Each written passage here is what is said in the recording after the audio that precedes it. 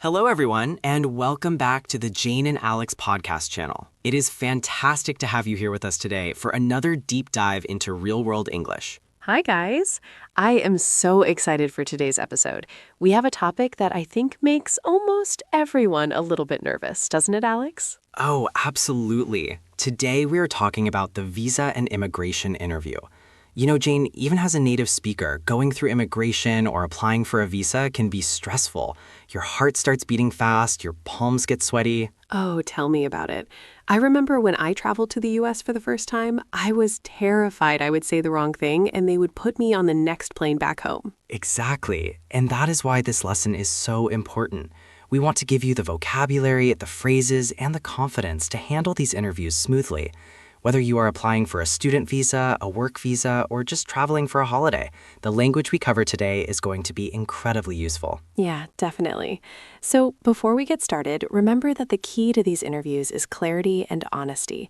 You don't need to use complicated poetry, you just need to be clear. That is a great point. All right, let's jump right in.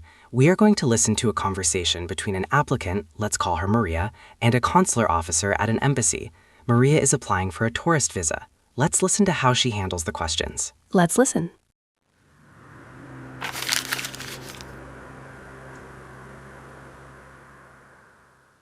Good morning. Please step forward.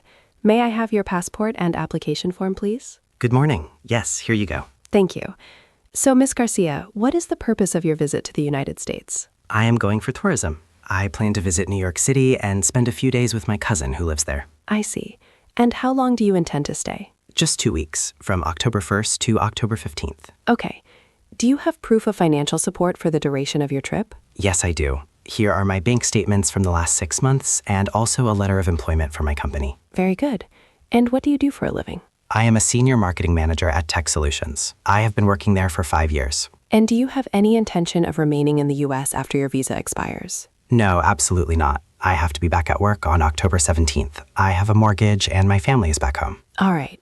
Everything looks in order. Your visa has been approved. You will receive your passport with the visa in the mail within 5 business days. Thank you so much. All right, that went really well for Maria. It did. She sounded very prepared, but there were some specific words she used that sounded a bit formal. You're right. It is a formal situation. So let's take our look at our first vocabulary section, language takeaway. These are the key words you need to know. Okay, what is the first one? The first word is duration. D-U-R-A-T-I-O-N. Duration. We heard the officer ask about the duration of your trip. Exactly. Duration simply means the length of time that something lasts. So instead of saying how much time, they often say, what is the duration? Ah, I see. So I could say the duration of the movie is 2 hours. Perfect. Or you must remain seated for the duration of the flight. Got it. What's next? Next, we have intend. I-N-T-E-N-D. Intend. The officer asked, how long do you intend to stay? Right. To intend means to plan to do something or to have a purpose in mind. It's stronger than just want. It means you have a plan. Ah, I see. So I could say, I intend to finish my homework tonight. Exactly. It sounds much more determined than I want to finish it. Okay, I like that one. What is the third word? The third word is expires. E-X-P-I-R-E-S. Expires. Like when food goes bad? Yes, exactly. But for documents, it means the date when the document is no longer valid.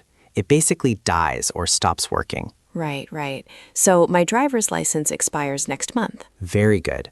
And in the dialogue, the officer asked about remaining after the visa expires. Okay, and the last one for this section? This is a big one. Mortgage. M-O-R-T-G-A-G-E. Note that the T is silent. We don't say mortgage. Mortgage. Yeah, Maria mentioned she has a mortgage. What does that mean exactly? A mortgage is a specific type of loan used to buy a house or property. You borrow money from the bank to buy a house and you pay it back over many years. Ah, so that shows she has a strong reason to return home. She owns a house. Exactly. It proves she has ties to her home country, which is crucial. Ooh, good point. All right, let's move on to our next section, Fluency Builder. These are the phrases and expressions that make you sound natural. Great. The first phrase is purpose of your visit. Purpose of your visit.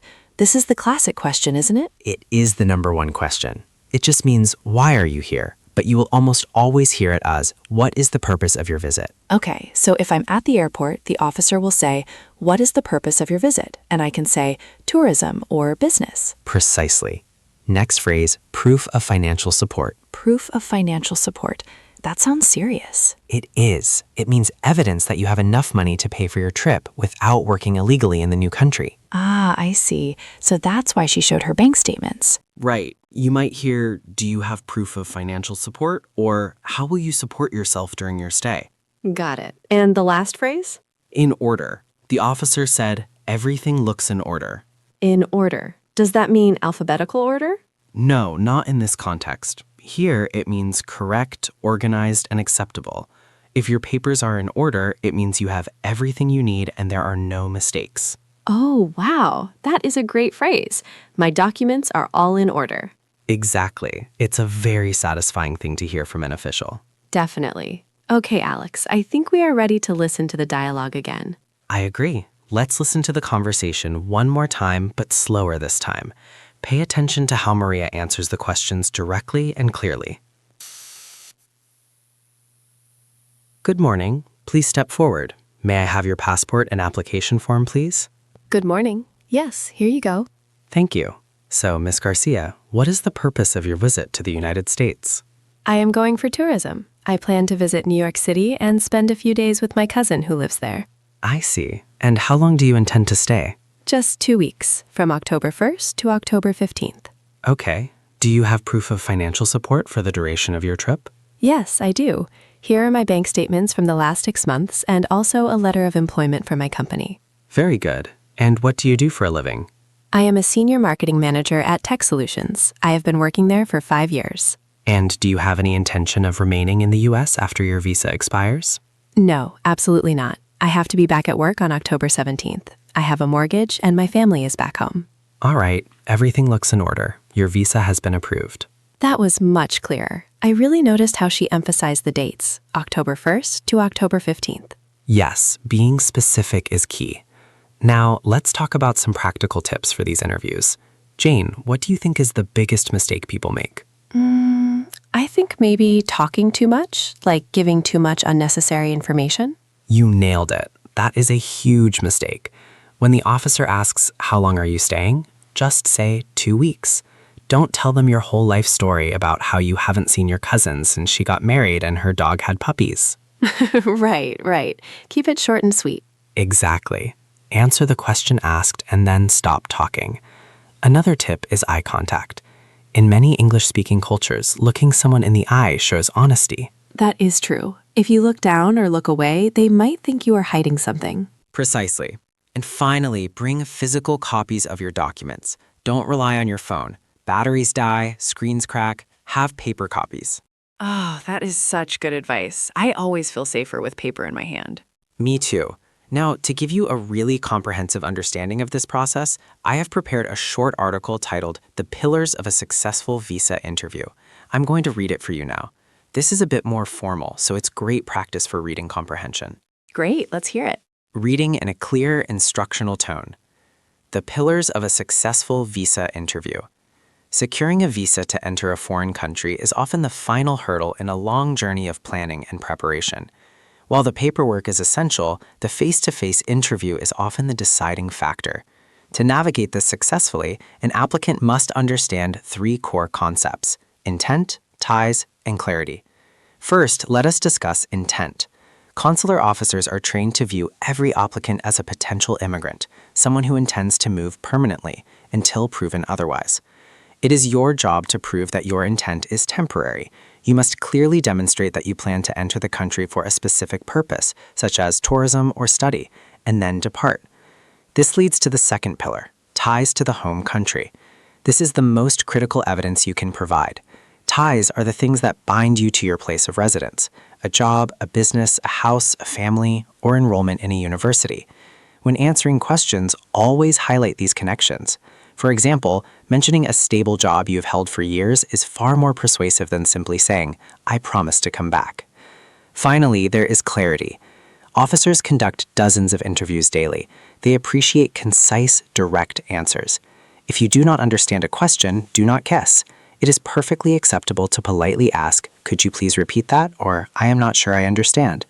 Attempting to answer a question you misunderstood can lead to contradictions in your story, which often results in a visa denial. By mastering these 3 pillars, proving temporary intent, demonstrating strong ties, and communicating with clarity, you significantly increase your chances of hearing those magic words, "Your visa is approved." Wow, that was really helpful, Alex. The part about ties to the home country really makes sense now. It's not just about money, it's about reasons to go back. Exactly. It's the anchor that pulls you home. I love that image, an anchor. All right, are you ready for a challenge, Jane? I think so. Is it time for the audio review? It is. Let's review what we learned. I am going to say the definition or the meaning, and I want you and our listeners at home to say the word or phrase out loud. Ready? Ready. Okay. Number 1, the length of time that something lasts. Duration. Correct. Number 2, to plan to do something, to have a purpose. Intend. Yes. Number 3, evidence that you have enough money for your trip. Proof of financial support. Very good. Number 4, a loan from a bank to buy a house. Mortgage. Excellent. And number 5, when a document is no longer valid, the date it ends. Expires. Perfect. Now let's try a speed round. I'll say the word, you use it in a short sentence. Fast. Duration. What is the duration of the flight? Intend. I intend to visit Paris. In order. My papers are in order. Ties. I have strong ties to my country. Fantastic job. And fantastic job to everyone listening. Yeah, you guys are doing great. This isn't an easy topic, but you are mastering it. That brings us to the end of today's episode. We hope you feel a little less nervous and a lot more prepared for your next visa or immigration interview. Don't forget to leave us a comment below. Have you ever had a scary interview? Tell us your story. We love reading your stories, and if you found this helpful, please hit that like button and subscribe to the Jane and Alex podcast for more English lessons. See you next time. Bye, everyone.